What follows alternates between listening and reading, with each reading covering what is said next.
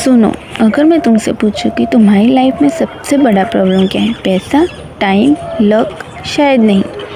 सरू को भी लगता था कि उसकी लाइफ में बहुत प्रॉब्लम है, लेकिन एक दिन उसे पता चला कि प्रॉब्लम उसकी लाइफ में क्या था। ये नहीं, प्रॉब्लम ये था कि उसकी लाइफ में कितना फालतू सामान था। फालतू लोग, फालतू टेंशन, फालतू नोटिफिकेशंस, फालतू आर्ग्यूमेंट्स और सबसे डेंजरस, फालतू सोच। लाइफ मुश्किल इसलिए नहीं लगती क्योंकि काम ज़्यादा है, बल्कि क्योंकि फालतू चीज़ें बहुत ज़्यादा है। लेकिन सरू को ये बात कैसे पता चली? एक दिन सरू ट्रिप पर जा रही थी। उसने बैग पैक किया, कपड़े, शूज़, बुक्स, स्नैक और पता नहीं क्या क्या।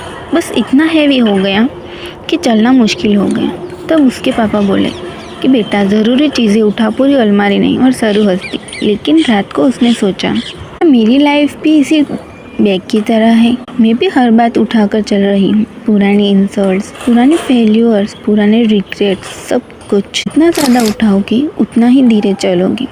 लेकिन सबसे पहले क्या हटाना चाहिए? सरू ने एक अजीब सा रूल बनाया कि रोज़ रात को वो एक पेपर पर लिखती थी कि आज किस बात ने उसे अननेसेसरी डिस्टर्ब किया है। किसी का कमेंट, किसी की ओपिनियंस, कोई छोटी सी प्रॉब्लम। फिर वो पेपर फाड़ देती। बस इतना ही, खत्म। क्योंकि हर थॉट्स को इम्पोर्टेंस देना ज़रूरी नहीं होता। दिमाग भी मोबाइल की गैलरी की तरह होता है कि हर स्क्रीनशॉट सेव करोगे तो स्टोरेज तो फुल होना ही है। हर बात याद रखना इंटेलिजेंस नहीं, बर्डन है। लेकिन सरू का सबसे बड़ा डिस्ट्रैक्शन अभी बाकी था। एक दिन सरू ने सिर्फ 5 मिनट के लिए फोन उठाया और 1 आवर कैसे निकल गया उसे पता भी नहीं चला। रिलेटेबल ना? तब उसने कुछ शॉकिंग किया कि 90% नोटिफिकेशन ऑफ। बस पहले दिन अजीब लगा, दूसरे दिन भी, लेकिन एक हफ्ते बाद उसका फोकस वापस आ गया। रियलिटी ये है कि हर नोटिफिकेशन तुम्हारी अटेंशन की चोरी करता है, और अटेंशन लाइफ की सबसे महंगी करेंसी है। जो चीज हर मिनट तुम्हें डिस्टर्ब करे वो तुम्हारी दोस्त नहीं हो सकती। लेकिन सिर्फ फोन ही प्रॉब्लम नहीं था। सरू ने अपने आसपास के लोगों को ऑब्जर्व करना शुरू किया। कुछ लोग बात करते हुए एनर्जी देते हैं और कुछ लोग बात करते हुए एनर्जी को ही खा जाते हैं। हर कॉल के बाद स्ट्रेस, हर मीटिंग के बाद नेगेटिविटी।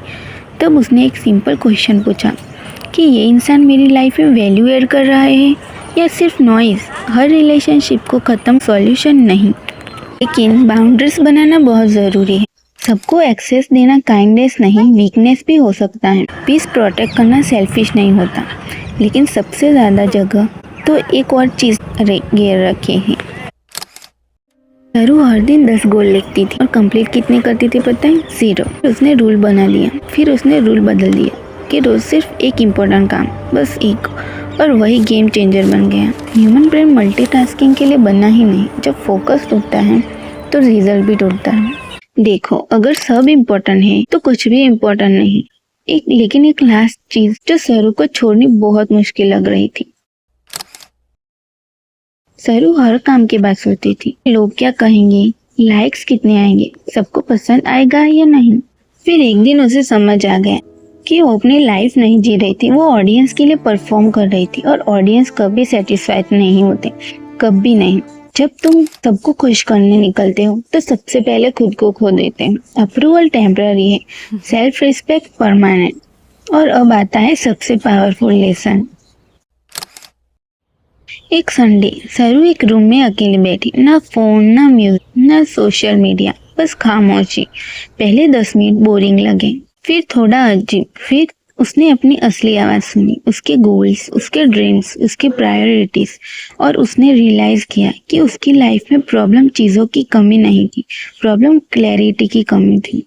और क्लैरिटी खामोशी में मिलती है। सुनो, कभी कभी लाइफ में नया ऐड करने की ज़रूरत नहीं होती, बस फालतू चीज़ें हटानी होती हैं। रूम साफ करो, फ़ोन साफ करो, शेड्यूल साफ करो, दिमाग साफ करो, और धीरे धीरे लाइफ भी साफ लगने लगेगी। याद रखो, ग्रोथ सिर्फ ऐड करने से नहीं होती, डिलीट करने से भी होती है। जो चीज़ तुम्हारी पीस छीन रही है उसे पकड़ कर रखना समझदारी नहीं है। आज एक काम करो, कमेंट में लिखो, मैं आज एक फालतू चीज़ हटाऊंगा या हटाऊंगी, और सच में हटा देना। एक ऐप, एक हैबिट, एक नेगेटिव थॉट, कुछ भी वीडियो को, क्योंकि हर बार जब लाइफ कॉम्प्लिकेटेड लगती है, इस बात को याद रखना, सिंपल लाइफ बनाने का सीक्रेट और कुछ नहीं, फालतू चीज़ों को पहचानना और उन्हें छोड़ना है।